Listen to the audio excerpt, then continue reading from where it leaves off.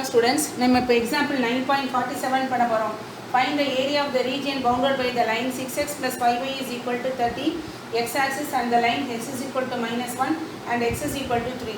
So இவங்க என்ன கொடுத்துருக்காங்க அப்படின்னு கேட்டால் ஒரு லைன் கொடுத்துருக்காங்க, x-axis கொடுத்துருக்காங்க and the lines வந்து x is equal to -1 and x is equal to 3.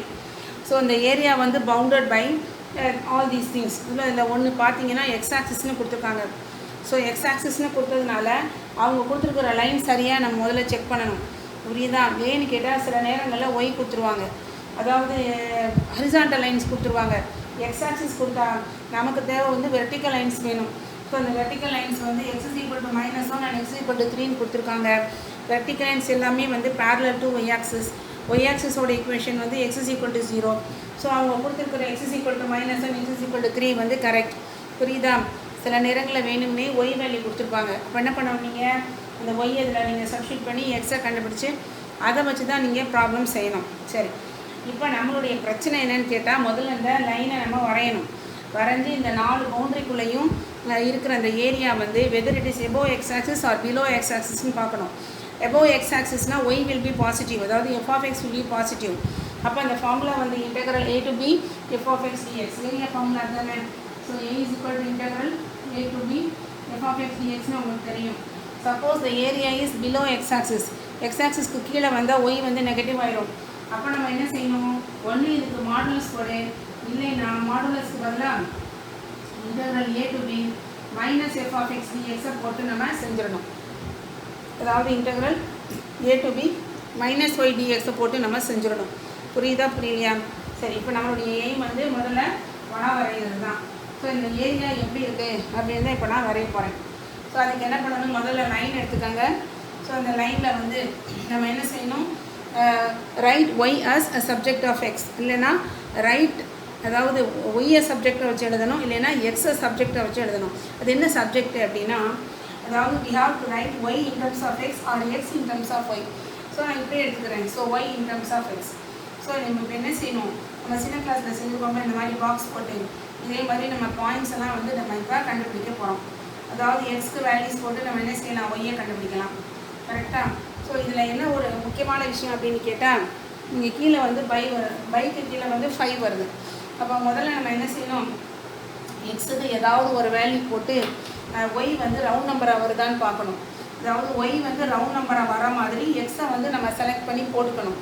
போட்ட பிறகு மீதி வர்ற இந்த எக்ஸ் வேல்யூஸ் எல்லாமே எப்படி இருக்கும்னா, அந்த நம்பரோட 5 ஆட் பண்ணி போட்டுக்கிட்டே போகணும், இல்லைன்னா 5 சப்ராக்ட் பண்ணி போட்டுகிட்டே போகணும். இல்லை அப்படின்னா என்ன ஆகும் தெரியுமா, உனக்கு கிடைக்கிற ஒய் வந்து முழு நம்பராக வராது.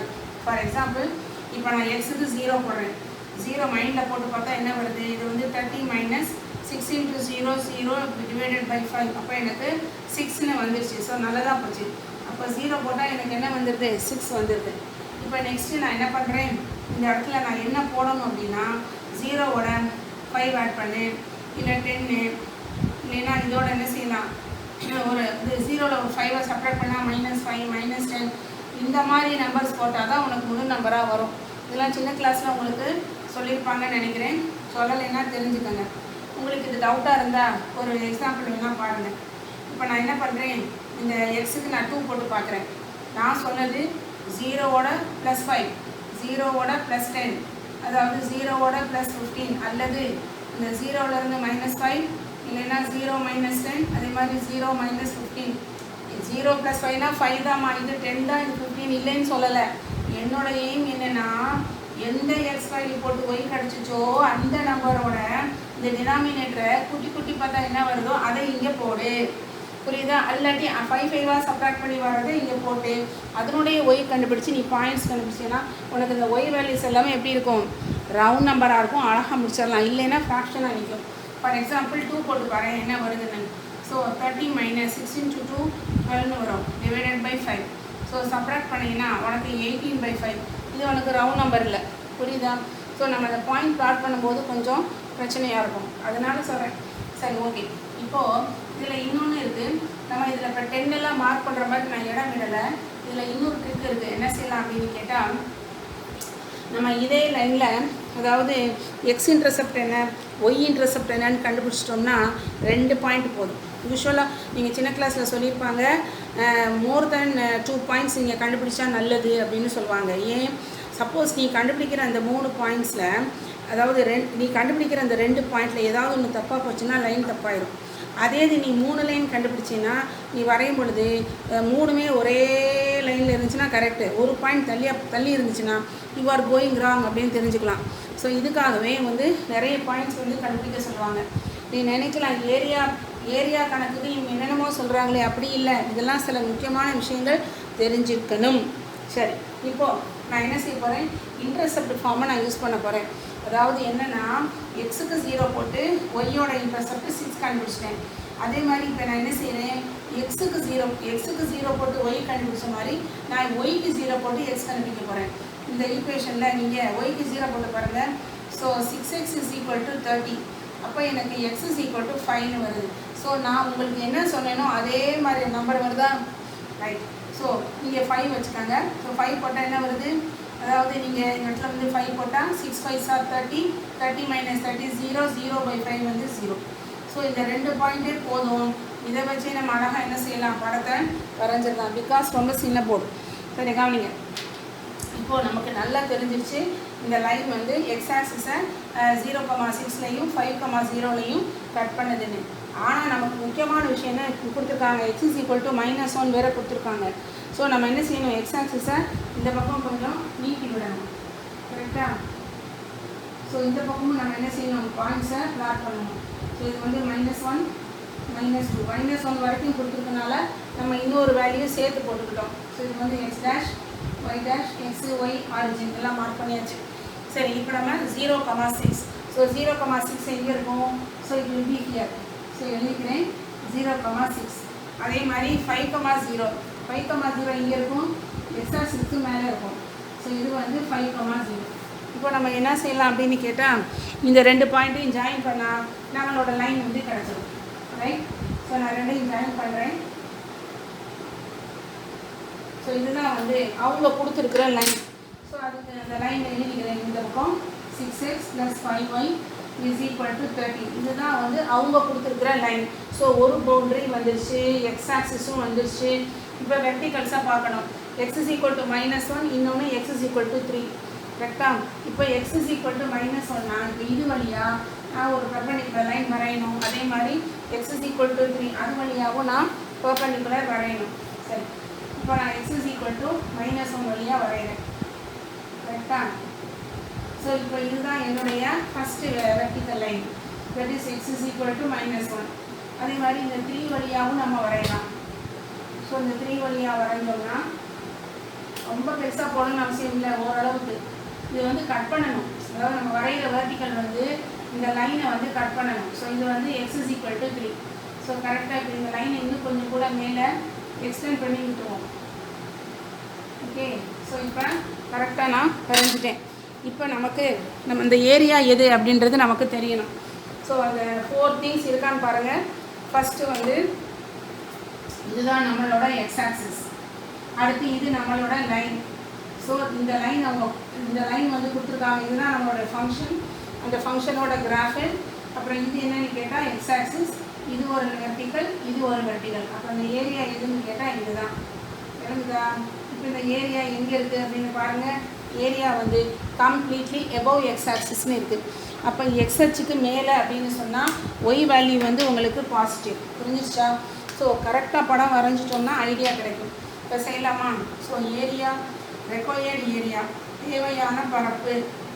ஸோ ரெக்வயர்டு ஏரியா, அதுக்கு என்ன ஃபார்முலா, இன்டெக்ரல். இந்த லிமிட் வந்து -1 to 3, அதாவது ஸ்மாலர் வேல்யூலேருந்து பிகர் நம்பர் உள்ளுக்குள்ளே பேசாமல் f(x) dx போட்டுடலாம். அந்த f(x) dxக்கு பதிலாக என்ன போட்டால் நல்லது, y dx போட்டால் நல்லது. ஏன்னா அவங்க லைன் ஈக்குவேஷன் கொடுத்துருக்காங்க, நம்ம ஒய்னு போட்டால் நல்லது. இதுக்கு மாடுலஸ்லாம் தேவையில்லை. ஏன்னா எக்ஸ் ஆக்சிஸ்க்கு மேலே ஒய்யோட வேல்யூ வந்து கம்ப்ளீட்டாக பாசிட்டிவ் அப்படின்னு நமக்கு தெரியும். கரெக்டாக? இப்போ நமக்கு இந்த இடத்துல ஒய்யை நான் சப்ஸ்டியூட் பண்ணணும். இன்னொன்று தெரிஞ்சுக்கங்க, இங்கே என்ன போட்டிருக்கு, எக்ஸ் ஆக்சிஸ். எக்ஸ் ஆக்சிஸ்னால் டிஎக்ஸ் வர ஃபார்முலாவும் யூஸ் பண்ணணும். இங்கே டிஎக்ஸ் போட்டால் இன்னொக்குள்ள ஒய் வரும், இங்கே டிஎக்ஸ் போட்டால் இங்கே எக்ஸுக்கு லிமிட்ஸ் வரும். புரியுதா? இதே இது ஒய் ஆக்சிஸ் கொடுத்துருந்தாங்கன்னா அது டிஒய் ஃபார்முலா. அப்போ இங்கே ஒய்க்கு லிமிட் வரும், இங்கக்குள்ளே எக்ஸ் வரும். புரியுதா? ஸோ நம்மளுடைய ஃபார்முலா வந்து கரெக்ட். இப்போ எனக்கு ஒய் வேணும், ஏற்கனவே நான் ஒய் கண்டுபிடிச்சிருக்கேன், நான் அதை சப்ஸ்டியூட் பண்ண போகிறேன். So that is equal to integral -1 to 3 என்ன வரும் 30 minus 6x divided by 5 dx. இதில் 5க்கு உள்ள என்ன வேலை? ஸோ 1/5 வெளியே எடுத்துக்கலாம். ஸோ 1/5 இன்ட்டு இன்டெக்ரல் -1 to 3 இது வந்து 30 minus 6x dx. புரியுதா? சாதாரண இன்டெக்ரேஷன் செஞ்சால் என்ன வரும்? So a is equal to 1/5. இப்போ இதை இன்டெகிரேட் பண்ணுங்க, இது கான்ஸ்டண்ட்டை with respect to X integrate பண்ணோம்னா ஒரு எக்ஸால் பெருக்கணும். அப்போ இங்கே என்ன வரும்? 30x அப்படின்னு வரும். அடுத்தது -6. இந்த எக்ஸ் இருக்குது, எக்ஸை இன்டெகிரேட் பண்ணிங்கன்னா பவரில் ஒன்று கூட்டணும். அப்போ அது என்ன ஆயிடும்? x²/2 பவரில் ஒன்று கூட்டி அந்த கூட்டினதை கீழே போட்டணும். ஸோ கீழே வந்து லிமிட் வந்து -1, மேலே வந்து 3. புரியுதா? ஸோ இப்போ நம்ம என்ன செய்யலாம்? சிம்பிளிஃபை பண்ண முடிஞ்சால் பண்ணிக்கோங்க. ஸோ உள்ளே என்ன வருதுன்னு கேட்டால் இது வந்து 1/5 உள்ளுக்குள்ள 30x - 3x² அப்படின்னு போட்டு -1 to 3 வருது. இதில் இன்னும் சிம்பிளிஃபை பண்ணணும்னு நினைத்தால் ஒரு 3 வேணால் தூக்கி வெளியே போடு. ஒரு 3 வெளியே இருந்துச்சுன்னா இது வந்து 3/5. ஸோ உள்ளே வந்து என்ன இருக்கும்? 10x - x² from -1 to 3. ஓகேயா? ஸோ இப்போ நமக்கு நம்ம லிமிட்ஸை போட போகிறோம். ஸோ செட் ப்ராக்கெட் யூஸ் பண்ணிக்கலாம். ஸோ உள்ளே வந்து அப்பர் லிமிட்டுக்கு ஒரு ரெக்டாங்குலர் ப்ராக்கெட், அதே மாதிரி லோயர் லிமிட்டுக்கு ஒரு ரெக்டாங்குலர் ப்ராக்கெட் தான் போட போகிறேன். ஸோ முதல்ல 3 போட்டிங்கன்னா 10 into 3 = 30 minus x-க்கு ஸ்கொயர், அப்போது 3யோட ஸ்கொயர்னா 9. முடிஞ்சிருச்சு. அடுத்தது லோயர் லிமிட் போடணும். 10 into -1 அப்படின்னா அது -10. அடுத்து மைனஸ் போட்டு -1க்கு ஸ்கொயர், -1ஓட ஸ்கொயர்னா 1. ஆனால் முன்னாடி மைனஸ் இருக்கனால மைனஸ் போட்டு இந்த 1. ரைட்டா? இப்போ இது சுருக்குனீங்கன்னா இது 3/5 இன்ட்டு இந்த கழிச்சா என்ன வரும்? 21 வரும். இதை சுருக்குனீங்கன்னா -11. ஸோ இந்த மைனஸால் உள்ளே பெருக்கும்போது +11. கரெக்டாக? So that is equal to 3/5 into இது ரெண்டையும் ஆட் பண்ணிங்கன்னா 32. ஸோ இதை மல்டிப்ளை பண்ணிங்கன்னா you are getting 96 divided by 5 அப்படின்னு வருது. புரியுதா? ஸோ இது ஏரியாவாக இருக்கனால இது வந்து ஸ்கொயர் யூனிட்ஸ் அப்படின்னு நம்ம எழுதிக்கலாம். புரியுதா? இப்படியே விட்டால் போதும், இல்லை நீங்கள் இதை வந்து நீங்கள் டெசிமலில் எழுதணும்னு நினச்சாலும் எழுதிக்கலாம். So doesn't matter. புரியுதா? ஓகே, பாய்.